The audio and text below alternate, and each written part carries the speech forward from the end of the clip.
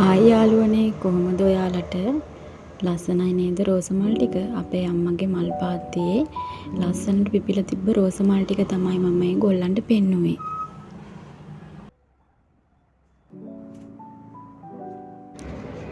ඉතින් මේ පැත්තට නම් සති දෙකක් විතර හොඳටම වැස්සා. අද පායන දවසක්. මම ඒ නිසා උදෙන්ම නාගත්තා.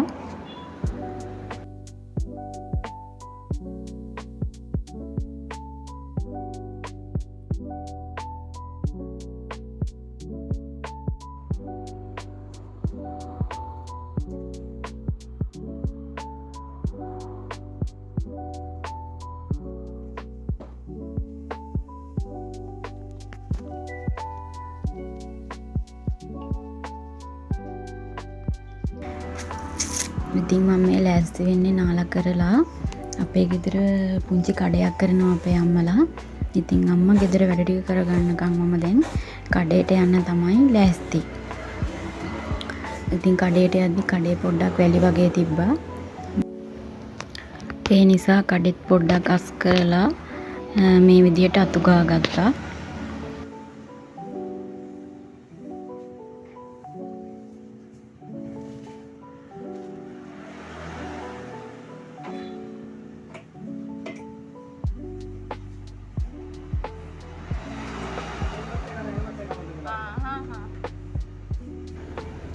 ඉතින් මාත් නම් ගොඩාක් ආස දෙයක් තමන්ගේ කියලා දෙයක් කරන්න.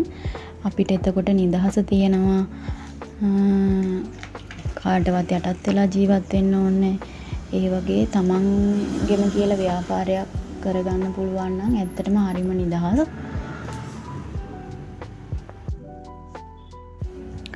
මම දකින විදියට නම් ගැහැණු අපිට හොඳම ජොබ් එක තමයි ගෙදර ඉඳලා කරන්න පුළුවන් මොනවම හරි සුවන් රැකියාවක්. එක්ක මේ වගේ ව්‍යාපාරයක් ඒ වගේ දෙයක්. එතකොට අපට පවුල ගැන බලන්න පුළුවන්, ගෙදර වැඩ කටයුතු බලන්න පුළුවන්. කිසිම තමන්ගේ වගකීම් මඟ නොහැරගෙන ජීවිතේ ලස්සනට ගත කරන්න පුළුවන් තමන්ගේ කියන දෙයක් තියෙනවා නම්.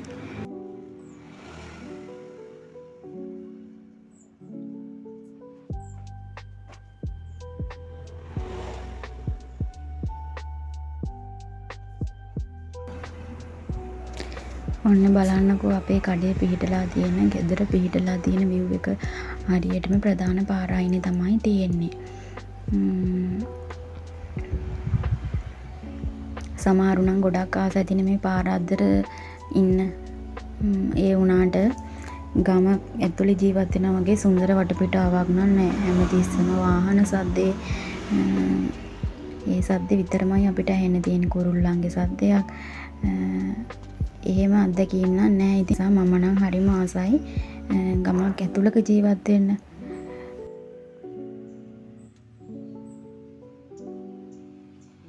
ඔන්න ඔය විදියට තමයි අපේ ගෙදර පිහිටලා තියෙන්නේ. පේනවනේ අවුව වැටුණා විතරයි අපේ අම්මා ඉතින් මෙට්ට කොට ඔක්කොම අවුවේ දාගෙන රෙදි වේලනවා.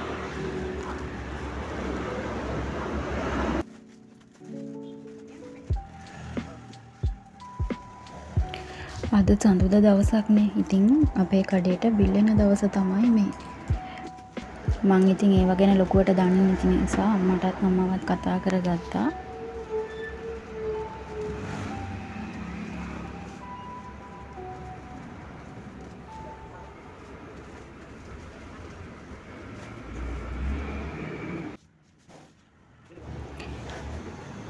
දැන් ගොඩක් බඩු ගේන කට්ටිය ඉස්සර වගේ නෙවෙයි. ඒගොල්ලෝ බඩු ගෙනල්ලා ඒ පිළිවෙලට රාක්කවල බඩු ටික ලස්සනට මේ අස් කරනවා.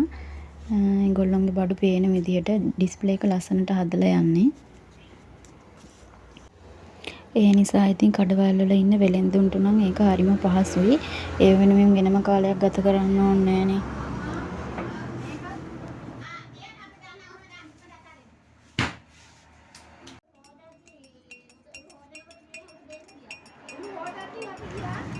නාලා ඇවිත් ඒකක්වත් බොන්න බැරි වුණ නිසා මං ඉඟුරු දාලා හොඳ තේ එක්කුත් හදාගත්තා. සීනි දාලා ප්ලේන් ටිකක් හදාගත්තාම මං ආසම දෙයක් තමයි පැණි රස නැතුව මේ වගේ සැර දෙයක් එක ප්ලේන් ටික බොන්න. කන්නනේ. අර සයන කැවලෙලා මං කන්නේ දැන් මේ හකුරු වෙන්නේ කන්නද බං ඔය? ඔව්. මේක හපන මේ දෙකක් කරගන්න. මං එක කොහොම කටේ දාලා.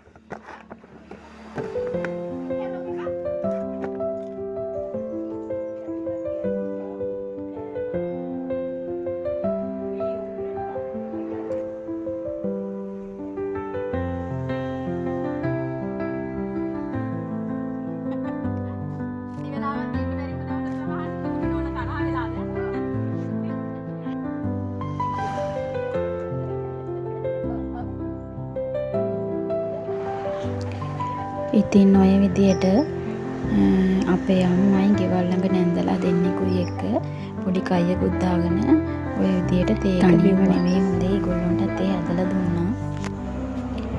අම්මගේ වැඩ ටික කරගෙන අම්මා කඩේ වැඩ බාරගත්තට පස්සේ මම ආය ආවා කුසිය පැත්තට. මේ තියෙන්නේ කලින් දවසක හදාගත්ත නෙමුන් කැවුම්. ඒකේ ඉතිරි ටිකක් ෆ්‍රිජ් එකේ දාලා තිබ්බා. මම මේ ටික දැන් ආයෙ හදාගන්න තමයි හැදුවේ. අපි කලින් හදාගත්ත පිටි ගුලිය ෆ්‍රිජ් එකේ දාලා තිබ්බ නිසා හයි වෙලා තිබ්බේ. මම දැන් හදන්නේ පැණි ටිකක් උණු කරගෙන ආයෙ එක මෙලෙක් කරගන්න.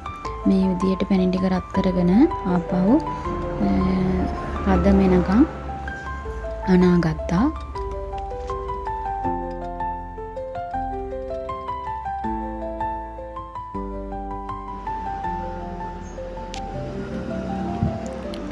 ඊට පස්සේ මුං කැවුමේ කවරට ඕනි කරන බැටර් එක හදාගන්න තමයි මේ හදන්නේ.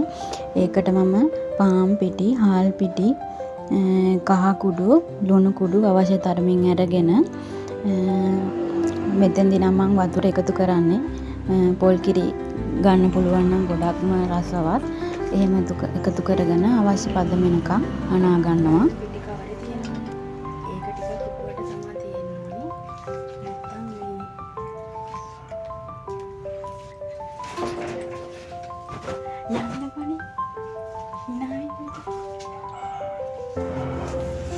ඉතින් මට මෙතන මේ කියාගන්න අමතක වුණා. අපේ ගෙදර කට්ටිය මම වීඩියෝ එකක් කරනවා දැක්කාම hina වෙනවා ළමයි. ඔයගොල්ලන්ගේ ගෙවල් වල කට්ටියත් එහෙමද?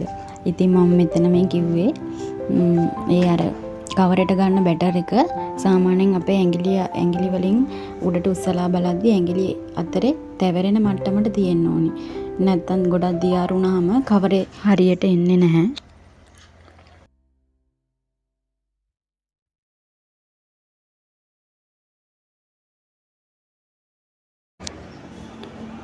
මෙන්න මේ ගානට පදම ආවනම් හරි.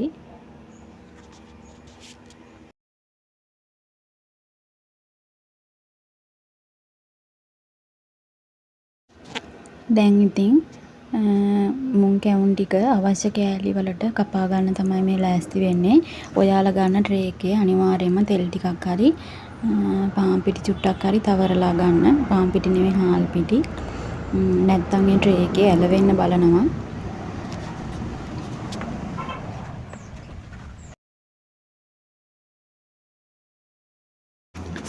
ඉතින් මේ කැවුම් එක හදන අතරේ මම ඔයාට පුංචි අදහසක් කියන්නද?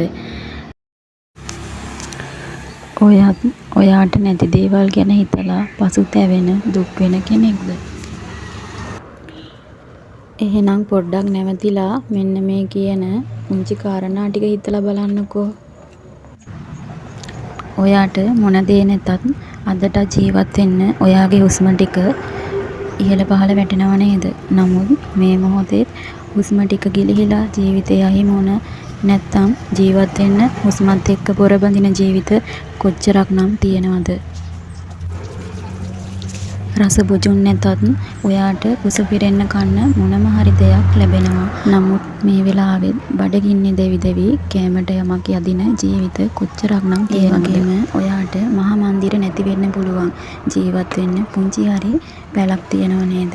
ඒ වුණාට වැටිලා ඉන්නවත් Tamanට කියලා බින් අඟලක් නැති මහා පාරේ තනින් තන යදින ජීවිත කොච්චරක් නම් ඉන්නවද?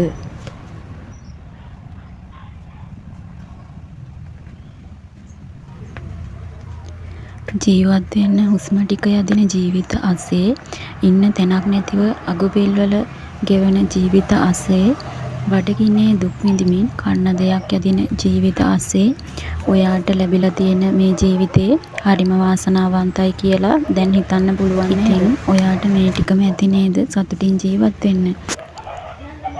අපි නැති දේවල් ගැනම හිත දුක් වෙන එක අපිටම කරගන්න මහා පාඩුවක්. ඉතින් මට ඔයාලට මෙතෙන්දි කියන්න ඕනි උනේ අපි නැති දේවල් ගැන හිතලා දුක් වෙන එකවත් දැනට තියෙන දේ ගැන හිතලා සතුටු වෙලා එතනින් නවතින එකවත් නෙමෙයි කරන්න ඕනේ. අපි උත්සාහවන්ත වෙන්න ඕනේ අපිට නැති දේවල් ළඟා කරගන්න. මොහොතක් පාසා මරණයට ලං වෙන අපේ ජීවිත අස්සේ අපි ගෙවන පුංචි කාලය තුල සතුටින් ඉන්න පුරුදු වෙමු. ඉතින් කතාවෙන් කතාව මගේ කැවුම් ගෙඩි ටිකත් මේ විදියට බැදගත්තා. ඉතින් වීඩියෝ එක තව තවත් දික් වෙන නිසා මම මෙතනින් මගේ වීඩියෝ එක අවසන් කරනවා. මෙතෙක් වෙලා මගේ වීඩියෝ එකත් එක්ක සරන්දී සිටපු ඔයගොල්ලෝ හැමෝටම ගොඩාක් ස්තුතියි. මාව සබ්ස්ක්‍රයිබ් කරලා නැත්නම් සබ්ස්ක්‍රයිබ් කරන්න කියලා ආදරෙන් ඉල්ලන ගමන් මම අදට ගිහිල්ලා එන්නම්. හැමෝටම තෙරුවන් සරණයි.